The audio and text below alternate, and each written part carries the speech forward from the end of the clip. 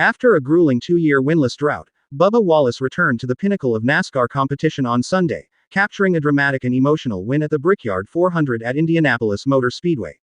Driving the No. 23 Toyota for 2311 Racing, Wallace edged out a competitive field that included stars like Kyle Larson, Denny Hamlin, Preece, and Brad Keselowski to seize his long-awaited victory. The moment was a deeply personal one for Wallace, whose last win came at Kansas Speedway in 2022. Since then, he had endured mounting pressure, public scrutiny, and a 100-race winless streak that tested both his resolve and resilience. As he crossed the finish line on the iconic 2.5-mile oval, Wallace radioed a single, emotional word to his team. Unbelievable. His win was not just a triumph on the track. It was a statement of perseverance, determination, and unshakable identity. And Wallace's voice off the track remains just as impactful as his performance on it.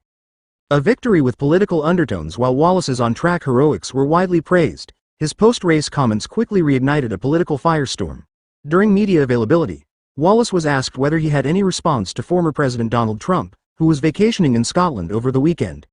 Many speculated that Trump would not comment on Wallace's win, unsurprising given their contentious history. Wallace, for his part, made it clear that he had no interest in appeasing those who criticized him for past comments about Trump. In particular, he refused to apologize for remarks he made earlier in the 2025 NASCAR season at the Daytona 500, when Trump attended the race.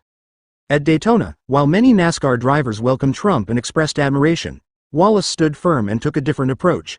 When asked about the former president's presence, Wallace didn't mince words. "I couldn't care less. We're here to race, not for the show." Those remarks drew backlash from Trump supporters and conservative NASCAR fans, but Wallace remained unfazed. When pressed again after his Brickyard victory, he reiterated his position and made it clear that he stood by what he said, without regret, without apology. A history of clashing with Trump. The tension between Wallace and Trump stretches back several years, most notably to the 2020 garage incident at Talladega Superspeedway. A rope